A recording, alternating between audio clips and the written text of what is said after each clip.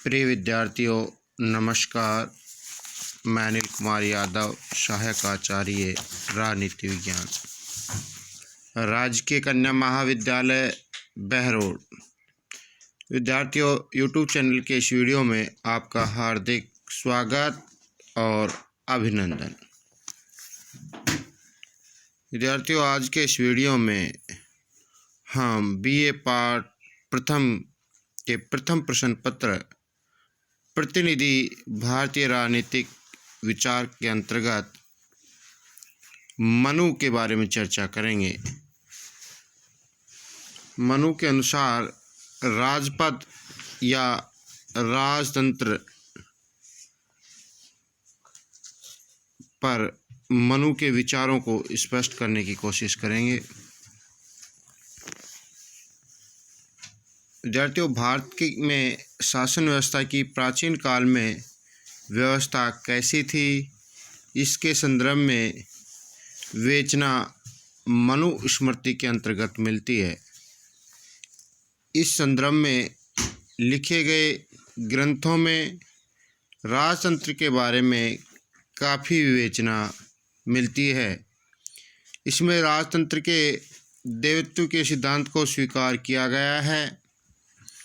मनु स्मृति में राजपद या राजतंत्र के बारे में अर्थात राजतंत्र के देवत्व सिद्धांत के बारे में पर्याप्त विवेचना विद्यार्थियों देखने को मिलती है। अब बात करते हैं राजपद या राजतंत्र पर मनु के विचार। विद्यार्थियों, मनु स्मृति में राजा के देव स्वरूप को स्वीकार किया गया है, अर्थात राजा देवी होने के निर्देशों की सत्ता मानी है। मनु स्मृति में राजतंत्र के देवत्व सिद्धांत का विवेचन किया गया है, जिसे निम्न प्रकार स्पष्ट कर सकते हैं। सबसे पहले बात करें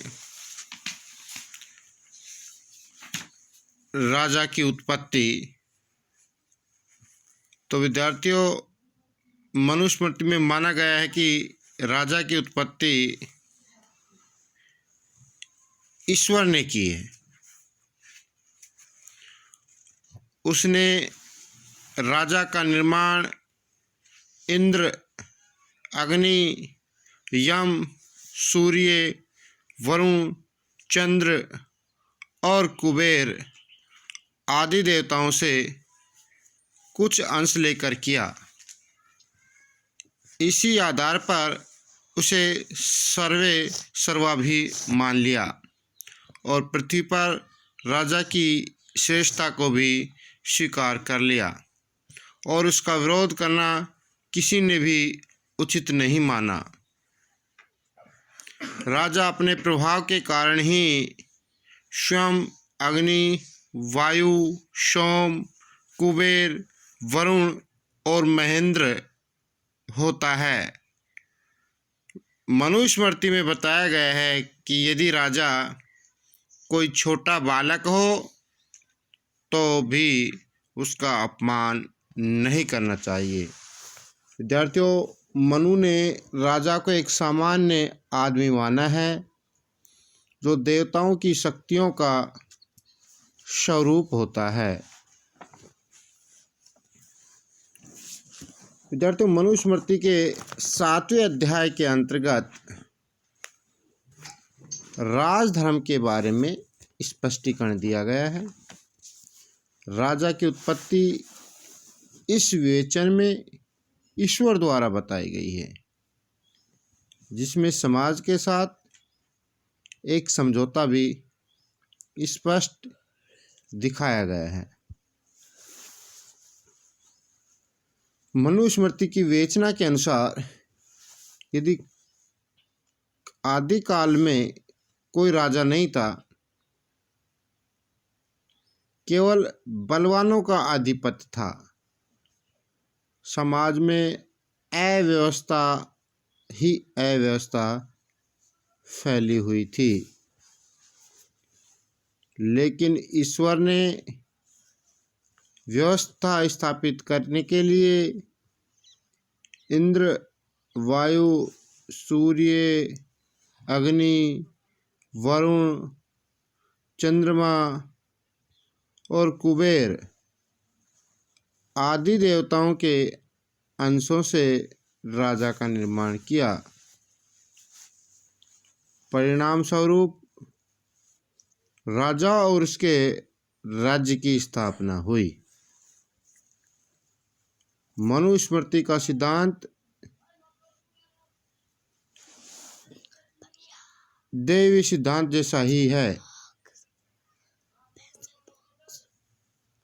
इसमें राजा का उदय बलवानों से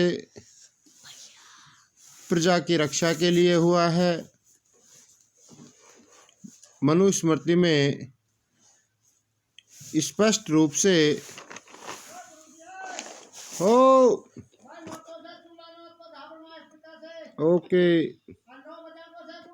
ओके इसमें राजा का उदय बलवानों से प्रजा की रक्षा के लिए हुआ है। मनुस्मृति में स्पष्ट रूप से राजा पर यह दबाव बनाया गया है कि वह इन भूमि पर समस्त दिशाओं में शांति और व्यवस्था कायम रखे। मनुस्मृति में राजा को यद्यपि निरंकुश अधिकार प्रदान नहीं किए गए हैं, प्रजा के पालन, रक्षण और उसके सुख संवर्धन हेतु ही उसकी उत्पत्ति हुई है। मनुस्मृति ने राजा में देवत्व का जो अंश माना है, उसके मूल में यही भावना रही कि प्रजा को अपने रक्षक के प्रति सदैव सम्मान की दृष्टि रखनी चाहिए। मनुस्मृति में धर्म और दंड को ही राजा कहा है।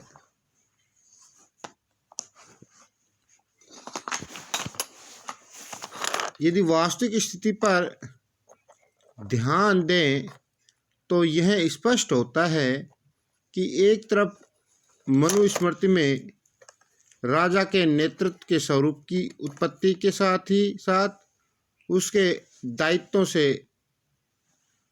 बांध दिया है, और दूसरी ओर प्रजा के द्वारा उसके सम्मान के लिए उसमें देवत्व के गुणों की चर्चा की है तथा उसे नियंत्रित करने के लिए राजा के गुणों एवं कर्तव्यों का व्यापक वर्णन किया है और उसकी दिनचर्या तक को भी नियमों से बांध दिया गया है।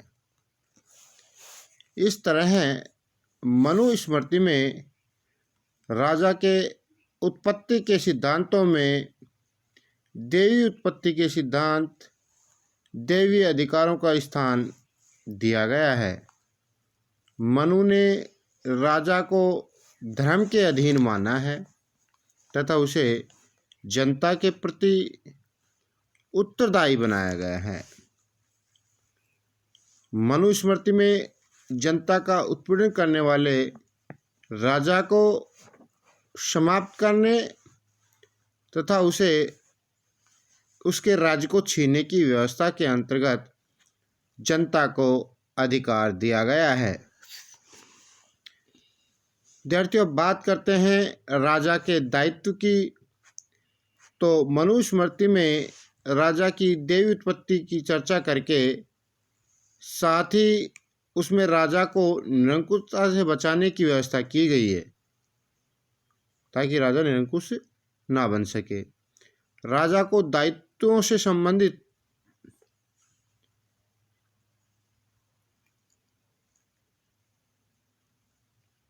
तो विद्यार्थियों, राजा जो है उसको दायित्वों से नियंत्रित कर दिया गया है।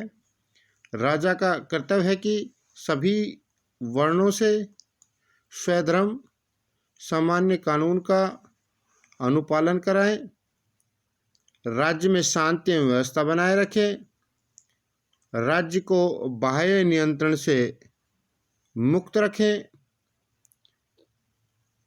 वस्तु मूल्यों को नियंत्रित रखना, जरूरी कानून बनाना, विवादों का निर्णय करना, वर्ग संघर्ष को रोकना एवं शिक्षा का प्रसार करना आदि है। अब बात करते हैं विद्यार्थियों राजा के गुण एवं कर्तव्यों की। तो मनुस्मृति के अंतर्गत राजा के गुण एवं कर्तव्य भी बताए गए हैं। राजा के निम्न गुणों की चर्चा देखने को मिलती है। जैसे बात करें, ब्राह्मणों के प्रति सदैव सेवाभावी एवं नियमशील हो, राजा जितेंद्रिय हो, दिव्य शासन, पर निंदा, पर स्त्री प्रेम, मदपान, नाच गान, जुआ, शिकार, व्यसनों, ईर्ष्या, कटु वचन एवं निष्प्रयोजन भ्रमण आदि से राजा को मुक्त होना चाहिए। राजा के गुणों के साथ ही उसके कुछ कर्तव्यों की चर्चा भी विद्यार्थियों की गई है। जैसे राजा सशस्त्रधारी हो, धन्य धान, सेना, जल आदि से परिपूर्ण दुर्ग में निवास करे और अपनी सुरक्षा बनाए रखे। रूपवान, गुणवान एवं सजाती स्त्री से विवाह करे, प्रजा सेवक रहे, राज्य की रक्षा तत्पर रहे, संयमी व्यवहार बनाए रखें। राजा को बगुले की तरह अर्थ चिंतन करने वाला, सिंह सदृश पराक्रमी, भेड़िए की तरह शत्रु का नाश करने वाला, खरगोश की तरह घेरे से निकलने वाला होना चाहिए। राजा को राज्य सीमा बढ़ानी चाहिए, सैन्य बल और पौरुष का प्रदर्शन करना चाहिए, न्यायपूर्ण व्यवस्था करे, यज्ञ आदि कराए तथा धर्मार्थ कार्य करे, अपने व्यवहार को लोकप्रिय बनाएं, राज्य की गोपनीयता को बनाए रखें आदि। इसके अलावा राजा कानून के अधीन माना गया है। मनुस्मृति में राजा को कानून के अधीन विद्यार्थियों रखा गया है, अर्थात कानून को उस पर नियंत्रण रखा है। राजा को कानून से श्रेष्ठ नहीं माना जाता। मनुस्मृति के 8वें अध्याय में लिखा है कि राज्य को सामान्य मनुष्य की तुलना में 1000 गुना दंड देना चाहिए। जैसे सामान्य मनुष्य को 1 कोड़ा मारा जाए तो उसी अपराध के लिए राजा को 1000 कोड़े और मारे जाने चाहिए। धन्यवाद विद्यार्थियों।